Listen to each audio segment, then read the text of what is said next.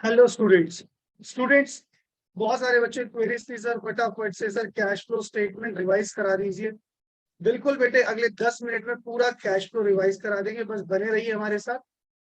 Sir कहाँ से start कराएंगे? बिल्कुल शुरू से बेटे, बिगिनिंग से। सबसे पहले बेटा मैं आपको फॉर्मेट रिवाइज करा देता हूँ। फॉर्मेट में क्या क्या था, आइए। फॉर्मेट में सबसे पहले था cash flow from operating activity. Cash flow from operating activity, A part.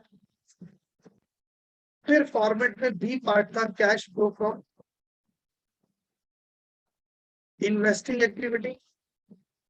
फिर फॉर्मेट का तीसरा हिस्सा था cash flow from financing activity. एक बार फटाफट से रिकॉल करते हैं सर, ये इन्वेस्टिंग, फाइनेंसिंग और ऑपरेटिंग होती क्या थी, आइए। अच्छा, तो सबसे पहले बात करते हैं हम लोग इन्वेस्टिंग एक्टिविटी।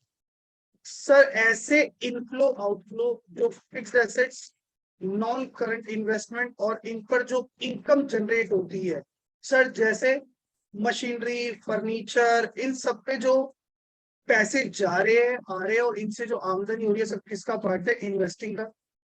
सर फाइनेंसिंग का बता दो।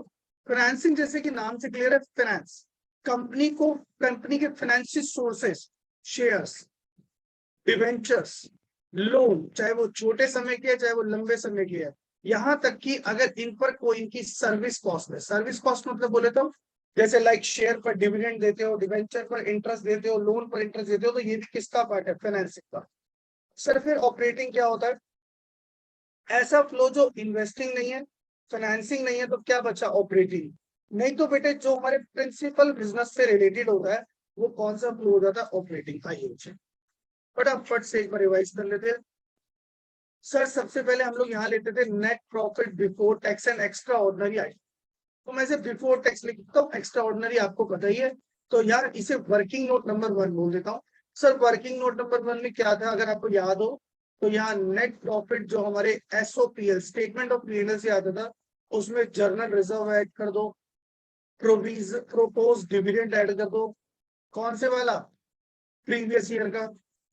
और sir provision for tax add कर दो। एक दो चीजें और होती है बट ये क्विक रिवीजन है, तो ऊपर ऊपर से बता रहा हूँ क्या क्या चीजें ऐड होती थी। तो ये आता था नेट प्रॉफिट बिफोर टैक्स, और ये नेट प्रॉफिट बिफोर टैक्स से यहाँ क्वेश्चन शुरू हो जाता था। फिर हम इसमें ऐड करते थे नॉन ऑपरेटिंग एक्सपेंसेस। सर क्यों ऐड करते थे? क्योंकि ये खर्चे घट चुके हैं हमारे ऑपरेटिंग प्रॉफिट से, इसलिए उसे वापस ऐड बैक करके क्या निकालना है? Operating profit. और माइनस कर देंगे नॉन ऑपरेटिंग इनकम। सर ऐसे कौन से खर्चे? जैसे डेप्रिसिएशन एक नॉन कैश है, goodwill return of non cash, preliminary expenses non cash, loss on sale of fixed assets. Sir और बताना। और बेटे like interest on debenture, interest on loan and etcetera, बहुत सारे खर्चे हैं। यानी ऐसे खर्चे जिससे हमारा प्रॉफिट घटना नहीं चाहिए था। कौन सा प्रॉफिट? ऑपरेटिंग। हमने उससे ऑपरेटिंग प्रॉफिट घटा दिया, वापस ऐड बैक कर दिया। और ऐसी इनकम जिससे प्रॉफिट नहीं बढ़ना चाहिए था, आई मीन ऑपरेटिंग प्रॉफिट नहीं बढ़ना चाहिए था, बढ़ा दिया, उसे माइनस कर देंगे। जैसे gain on sale of fixed assets, जैसे डिविडेंड रिसीव्ड, रेंट रिसीव, कोई भी इनकम बहुत सारी क्या कर दी? माइनस। सर ऐसा करने से क्या मिल गया? ऐसा करने से हमें मिल गया operating profit before working capital changes. आपको पता है इसमें प्लस या माइनस कर देते थे। Increase in current liability, plus करते थे increase in current liability and decrease in current assets, minus increase in current assets and decrease in current liability. Sir ऐसा करने से हमें क्या मिलता था? ऐसा करने से हमें मिलता था cash generated from operation, cash generated from operation. Sir फिर क्या करते थे? टैक्स पेड करते थे। देखो नाम से क्लियर है, टैक्स पेड, यानी बेटे पेड वाला टैक्स यहां पर आता है। तो सर ये ऊपर जो किया बेटे, ये वाला मेड वाला टैक्स होता है। मेड, मेड मतलब करंट ईयर का, पेड मतलब previous year. Right sir. Sir अगर पॉजिटिव फिगर आई तो बोलते हैं हम cash flow from operating activity, और नेगेटिव आई तो हम क्या बोलते हैं? Cash used in operating activity. फिर हम इन्वेस्टिंग में चलते हैं। इन्वेस्टिंग में पैसे आ गए, अगर मैंने सेल कर दी फिक्स एसेट्स या नॉन करंट इन्वेस्टमेंट, पैसे चले गए अगर मैंने परचेज कर ली कोई फिक्स एसेट्स या नॉन करंट इन्वेस्टमेंट, और मैंने मान लो कोई इंटरेस्ट ऑन इन्वेस्टमेंट आ गया जैसे डिविडेंड रिसीव वगैरह हो गया, ये सब किसका पार्ट हो गया? इन्वेस्टिंग का। पॉजिटिव आया तो कैश फ्लो हो गया, अदरवाइज कैश क्या हो गया? यूज हो गया। दोबारा बोल रहा हूँ बेटा, रिवीजन है, रिवीजन को रिवीजन पर्पज से लो, यानी पहले पढ़ चुके हो, सिर्फ रिकॉल करो उससे। सर पैसे आ गए फाइनेंसिंग एक्टिविटी से, शेयर इशू कर दिया। सर पैसे आ गए डिवेंचर इशू कर दिया। सर पैसे आ गए लोन ले लिया। लोन चाहे छोटे समय का हो या लंबे समय का, दोनों यहाँ पर आएंगे। बैंक ओवरड्राफ्ट से पैसा ले लिया, कैश क्रेडिट से पैसा ले लिया। सर पैसा चला गया, रिडम्पशन ऑफ डिवेंचर हो गया, रिडम्पशन ऑफ प्रेफरेंस शेयर हो गया। सर इक्विटी, इक्विटी का बेटे रिडम्पशन है, इक्विटी का बायबैक हो रहा है, बायबैक ऑफ इक्विटी शेयर। आपने डिविडेंड पे कर दिया, आपने इंटरेस्ट पे कर दिया, एक्सेट्रा। तो ये पॉजिटिव आया तो कैश फ्लो, नेगेटिव आया तो कैश यूज। अब हम क्या करते हैं, इस ए पार्ट को, इस बी पार्ट को और सी पार्ट को, तीनों को क्या कर देते? प्लस ए प्लस बी प्लस सी। या तो तीनों को प्लस करके पॉजिटिव फिगर आई या नेगेटिव। अगर पॉजिटिव आई तो हम बोलेंगे नेट इंक्रीज, और अगर नेगेटिव फिगर आई तो नेट डिक्रीज इन कैश। इसमें ऐड कर देते हैं opening balance of cash and cash equivalent. Sir cash and cash equivalent के अंदर क्या क्या आता है? भाई आप एक काम करो, ओपनिंग कैश बैलेंस दिया होगा, ओपनिंग बैंक बैलेंस दिया होगा, और opening current investment. Current investment को मार्केटेबल सिक्योरिटीज के नाम से पूछा जा सकता है, तो तीनों को प्लस करके लिख देना। तो यहाँ पर क्या हो जाएगा? क्लोजिंग बैलेंस आ जाएगा। सर किसका? तीनों को प्लस करके ही क्लोजिंग बैलेंस आएगा, closing balance of cash and cash equivalent. Right. Sir हमें एडजस्टमेंट में बहुत दिक्कत होती है, कोई दिक्कत नहीं, कोई दिक्कत नहीं, फटाफट से एडजस्टमेंट देखते हैं। पहली एडजस्टमेंट जो तुम्हारी फेवरेट है, पेपर में आने के पूरे chances, that is related with the fix assets. Building, machinery, furniture, सारी इसी तरह की नहीं। आपको पता है एसेट बढ़ती है डेबिट और घटती है क्रेडिट। एसेट का opening balance debit, closing balance credit. Asset घट गई क्योंकि उस पर क्या लग गया? डेप्रिसिएशन। एसेट घट गई क्योंकि हमने उसे बेच दिया, बेचने से नुकसान निकला, P&L लॉस। और अगर प्रॉफिट हो गया तो P&L गेन ऑन सेल। और परचेज कर ली तो टू बैंक परचेज, और ये क्या? सेल। आइए बेटे चलते हैं। सर ओपनिंग और क्लोजिंग में तो फ्लो ही नहीं होता, फ्लो कहाँ होता है? उसके बीच में। डेप्रिसिएशन ऑपरेटिंग में प्लस कर देंगे, sale of fixed assets investing activity में इनफ्लो, लॉस ऑपरेटिंग एक्टिविटी में प्लस कर देंगे, परचेज की इन्वेस्टिंग एक्टिविटी में आउटफ्लो हो गया, प्रॉफिट हुआ तो ऑपरेटिंग में माइनस हो गया। देखो अब यहाँ सारे प्लस और यहाँ माइनस, ऐसा मत करना बेटे, समझ लेना, समझ के करो। इसके बाद हम अगले अकाउंट पे चलते हैं, provision for tax.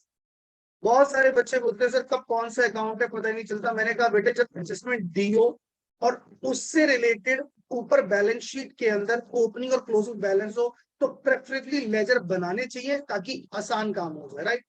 Provision for tax आपकी लाइबिलिटी से opening balance credit, closing balance debit. या तो क्वेश्चन मुझे एडजस्टमेंट में बता दे कि कितना टैक्स पे करना है, नहीं तो मैं मान लूंगा जो ओपनिंग बैलेंस था मुझे वही पे करना है। और ये इस बार प्रोविजन बना ली, बाय स्टेटमेंट ऑफ P&L बना ली। इसकी सारी एडजस्टमेंट बेटे मैं इसी में क्लियर कर देता हूं। नंबर 1, अगर मुझे पेड या मेड की कोई इंफॉर्मेशन नहीं है, ओपनिंग बैलेंस पेड हो जाएगा, क्लोजिंग बैलेंस मेड हो जाएगा। नंबर 2, अगर मान लो क्वेश्चन में मुझे पेड गिवन है तो क्या होगा? ये मेड बैलेंस फिगर निकल जाएगी। और हो सकता है क्वेश्चन में मुझे मेड दिया हो, मेड दिया हो तो मेरी बैलेंसिंग फिगर ये निकल जाएगी, कोई दिक्कत कोई नहीं। यानी ये 4 फिगर के अलावा कोई 5वीं फिगर इस अकाउंट में नहीं आती। सर इफेक्ट बता दो फटाफट से। ओपनिंग और क्लोजिंग कहीं नहीं जाता। टैक्स, या तो क्वेश्चन मुझे बता दिए टैक्स कौन सा है, ऑपरेटिंग है, इन्वेस्टिंग है, फाइनेंसिंग है, बता देगा। जैसे मान लो डिविडेंड पर कोई टैक्स दिया, फाइनेंसिंग हो गया। मान लो फिक्स एसेट बेची, उससे फायदा हो गया और उस फायदे पर अपने टैक्स दिया, इन्वेस्टिंग हो गया। कुछ ना दिया हो तो हम हमेशा क्या मानेंगे? ऑपरेटिंग। ऑपरेटिंग में आउटफ्लो लिखा था ना लास्ट में, तो माइनस करते एसओपीएल, आपने स्टेटमेंट ऑफ पी&एल से प्रोविजन को डेबिट कर दिया, कोई आउटफ्लो तो हुआ ही नहीं, वापस एड बैक कर दिया वर्किंग नोट के अंदर। जी सर। सर अगर इंटरेस्ट ऑन डिवेंचर निकालने को कहा जाए तो निकाल लेना।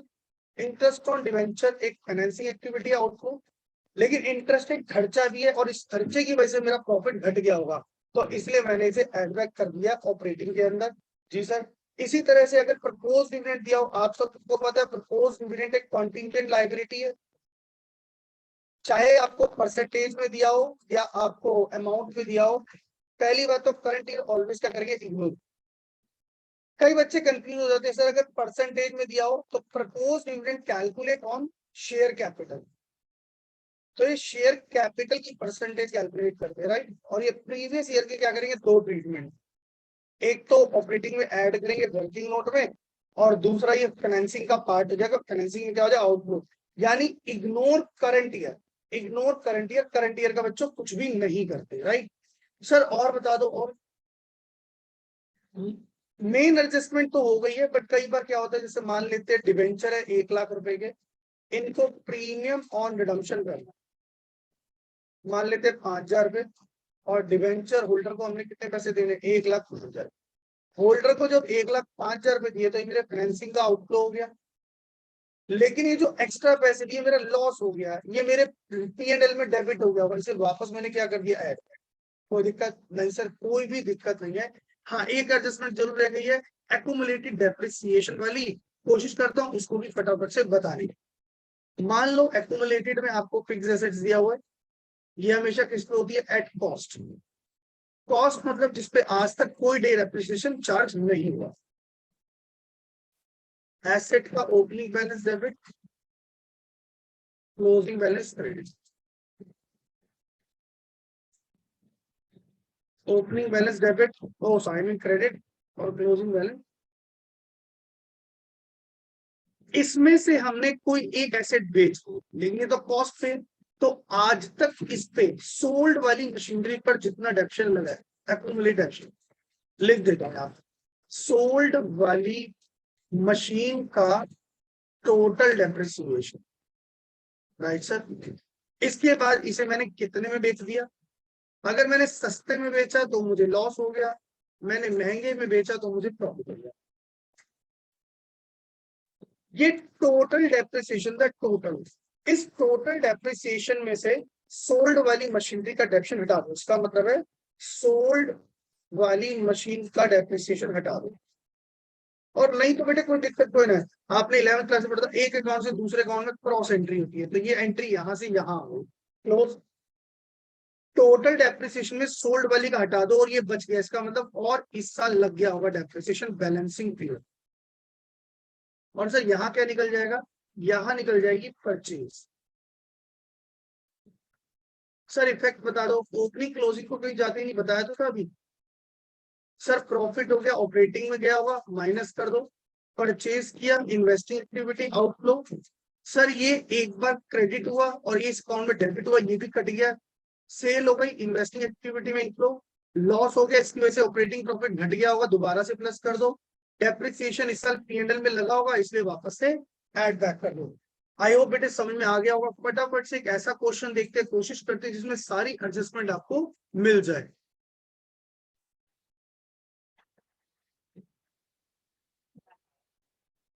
सर एक बार इंटरिम डिविडेंड भी बता दो। इंटरिम डिविडेंड मतलब एक्स्ट्रा डिविडेंड, कोई दिक्कत तो नहीं, इसके कभी भी बैलेंसेस आपको गिवन नहीं होंगे, आपको कुछ नहीं करना, एक ही अमाउंट हमेशा गिवन होगा। डिविडेंड पे किया, ऑब्वियसली फाइनेंसिंग एक्टिविटी आउटफ्लो, और इसकी वजह से मेरा जो ऑपरेटिंग है वो कम हो गया होगा, उसे वापस क्या कर दिया, एड बैक कर दिया वापस।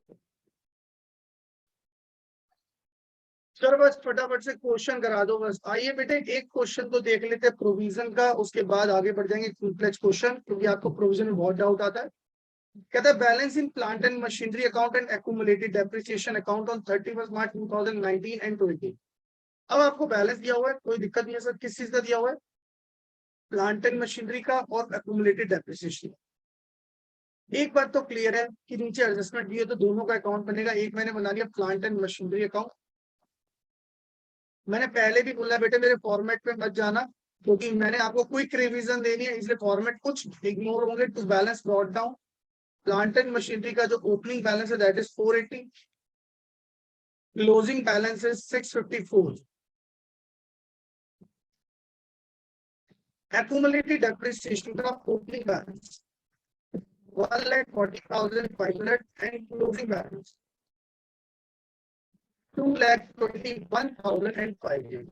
नीचे क्वेश्चन क्या कहता है, प्लांट एंड मशीनरी कॉस्टिंग 120। देखो कॉस्टिंग का मतलब है, कॉस्टिंग का मतलब जब वो खरीदी थी हिस्टोरिकल कॉस्ट, यानी उस पे आज तक हमने कोई भी डेप्रिसिएशन नहीं लगाया। एक्यूमुलेटेड डेप्रिसिएशन जिसपे आज तक इकट्ठा हो चुका है,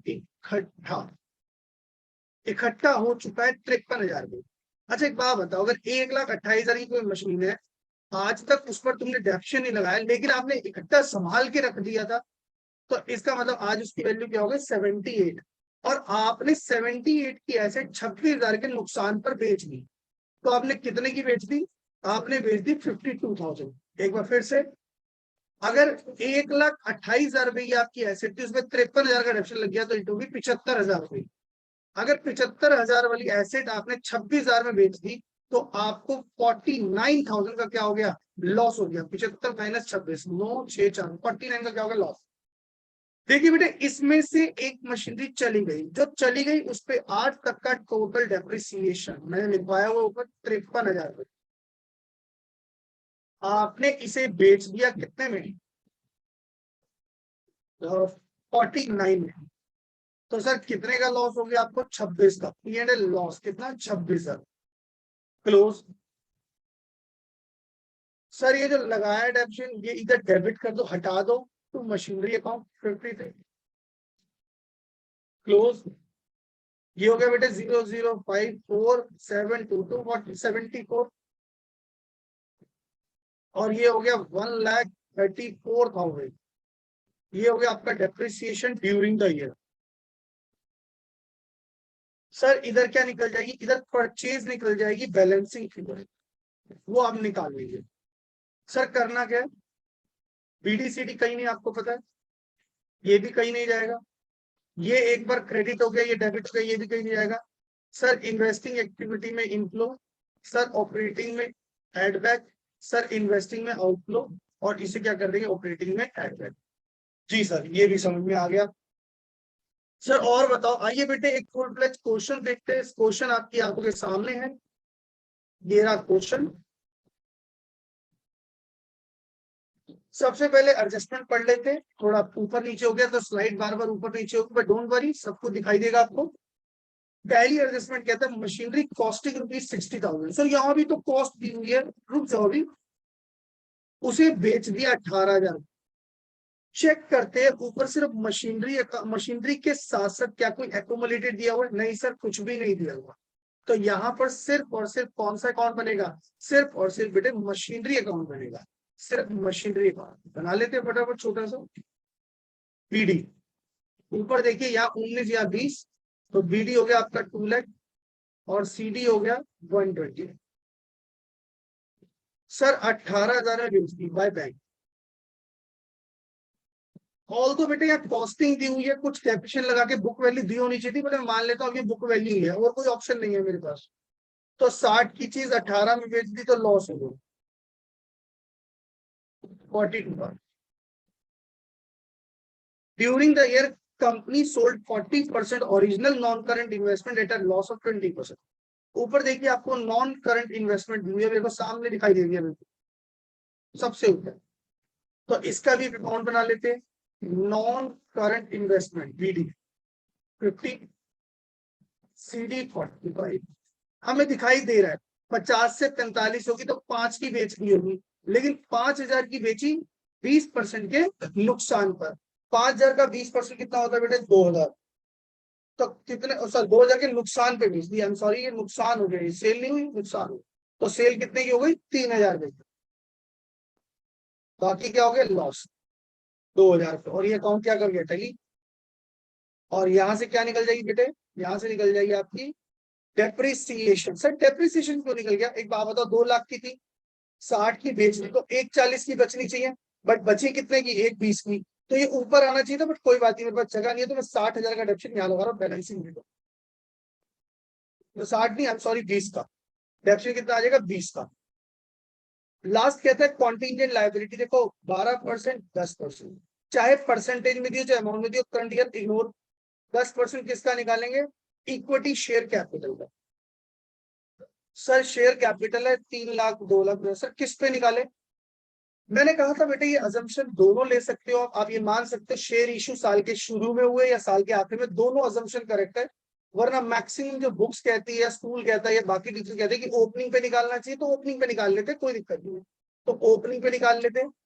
तो प्रपोज डिविडेंड 2,50,000 पर 10%, 25,000।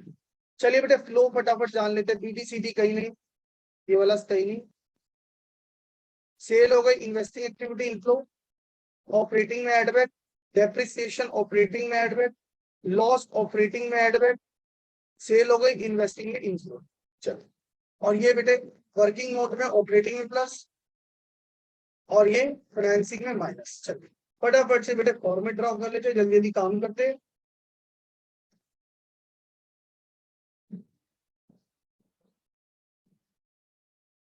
वर्किंग नोट यही छोटा सा बना लेंगे साथ में जो हमें जरूरत है।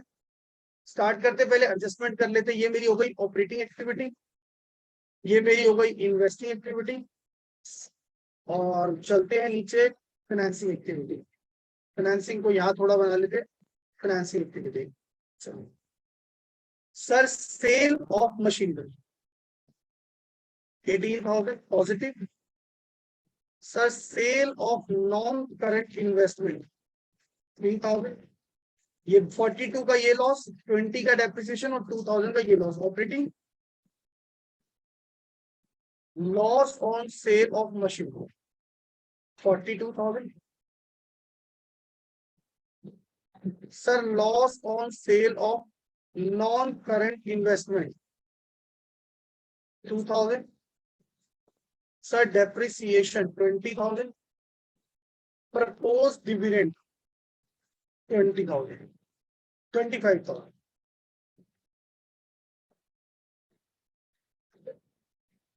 सर और क्या रह गया, आइए देख लेते हैं एडजस्टमेंट में। सर लॉस भी लिख दिया, ये भी लिख दिया, बैंक में नॉन करंट इन्वेस्टमेंट लिख दी, लॉस भी लिख दिया, डिविडेंड भी लिख दिया, सब लिख दिया। सर आइए क्वेश्चन की जाओ। क्वेश्चन में सबसे पहले बोलता है इक्विटी की कैपिटल 2.5 लाख से 3 लाख हो गई, तो इशू कर दिए, issue of share 50,000।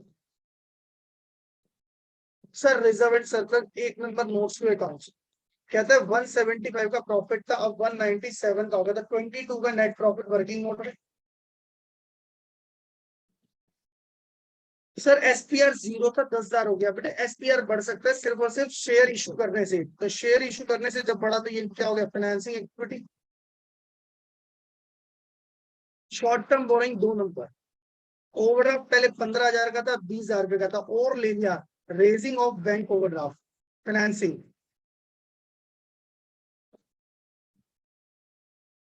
Sir trade payables plus increase in current liability and decrease in current assets minus increase in current assets and decrease in current liability. तो सर ट्रेड पेबल्स क्या हो गए, घट गए, घट गए तो क्या हो गया minus trade payables. Trade payables आप घट गए 54 से 31 हो गया, तो 23,000 से घट गया।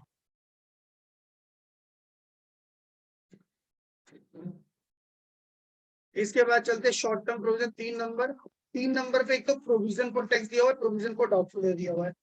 अगर मैं कहूँ मुझे प्रोविजन फॉर टैक्स की कोई एडजस्टमेंट नहीं दी तो ओपनिंग वाला क्या हो गया पेड, और ये वाला हो गया मेड। अकाउंट बनाने की जरूरत ही क्या है? अगर पेड किया तो कुछ ना लिखा हो तो मैं क्या मान लूंगा, सारा का सारा क्या है ऑपरेटिंग का। तो टैक्स पेड यहाँ पर माइनस हो गया 65, और जो 62 है वो यहाँ पर ऐड हो गया। अकाउंट बनाने की कोई आवश्यकता नहीं है जब तक उसमें एडजस्टमेंट ना की। सर प्रोविजन पहले आपने 16,000 का प्रोविजन बनाया था, आपने 22, यानी इस साल आपने 6,000 का प्रोविजन बनाया। सारे प्रोविजन पीएनएल से बनते हैं, तो इसकी वजह से प्रॉफिट घट गया होगा, लेकिन आउटफ्लो तो हुआ ही नहीं, वापस क्या कर दिया, एड बैक कर दिया। Sir tangible asset 4 number, 4 number में मशीनरी तो हम कर चुके हैं, लैंड रेवेन्यू 70 की लैंड थी, 150 की होगी, तो 80 की खरीद ली होगी। परचेज ऑफ लैंड 80,000 का क्या हो गया आउटफ्लो। इसके बाद इंटेंजिबल 30 की थी 50 की हो गई। अगर इंटेंजिबल बढ़ती है तो डेफिनेटली परचेज करते हैं, परचेज इन्वेस्टिंग एक्टिविटी है, परचेज ऑफ इंटेंजिबल एसेट 20,000 का ये भी आउटफ्लो हो गया। नॉन करंट इन्वेस्टमेंट हो चुका है। ट्रेड रिसीवेबल 290 से 267 बढ़ रही है, तो इसे भी क्या कर दूं माइनस, इसे भी क्या कर दूं माइनस। सर कितना माइनस हो जाएगा अभी कर लेते, बताइए कितना माइनस हो जाएगा। यहाँ पर मैंने लिख दिया minus increase in current assets and decrease in current liability. जगह नहीं थी बेटे इसलिए मैंने ऐसे कर दिया। ट्रेड रिसीवेबल हो गए आपके 267 और 19 इस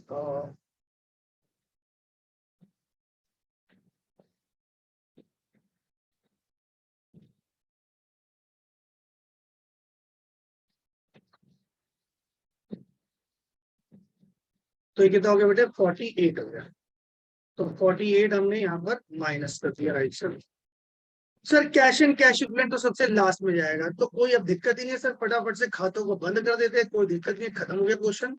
तो सबसे पहले हमने यहाँ निकाल लिया net profit before tax 5 to 7 or to 9 6 to 8 or to 10 109 109 it is net profit before tax and extraordinary item. Add non-operating expenses less non-operating income. Income मुझे गिवन नहीं है तो मैंने यही प्लस कर दिया 42 44 50 70 तो 179 और दिस इज 71। तो मेरा ऑपरेटिंग प्रॉफिट आ गया आपका, कैश जनरेटिंग फ्रॉम ऑपरेशन आ गया 1,08,000 और ये माइनस हो गया 43। इसी तरह से बेटे आप क्या करेंगे, फाइनेंसिंग का निकाल लेंगे, फाइनेंसिंग के बाद इन्वेस्टिंग का निकालेंगे, आई मीन इन्वेस्टिंग का निकाल लेंगे, फिर फाइनेंसिंग का निकाल लेंगे। तीनों को प्लस करेंगे, या तो इंक्रीज आएगा या डिक्रीज आएगा, उसमें ऐड कर देंगे opening balance of cash and cash equivalent. जो क्वेश्चन में मुझे यहाँ पर दिया हुआ है कितना, क्वेश्चन में मुझे दिया हुआ है 6,000। और जैसी बेटे डेफिनेटली ये 4,000 पॉजिटिव आएगा और आप 6,000 लिखोगे तो आखिरी में कितना आ जाएगा 10,000 पे। ये हो जाएगा closing balance of cash and cash और आंसर टैली हो जाएगा, यानी क्लोजिंग बैलेंस मैच कर जाएगा। तो समझ लेना कोई गड़बड़ नहीं है, मैक्सिमम चांसेस है कि आपने बिल्कुल ठीक किया है। अगर बेटे वीडियो अच्छी लगी हो, आपको लगे कि इससे आपको कुछ बेनिफिट्स हुआ है, तो आगे शेयर जरूर करें ताकि और स्टूडेंट्स का बेनिफिट उठा पाए। Thanks for watching this video.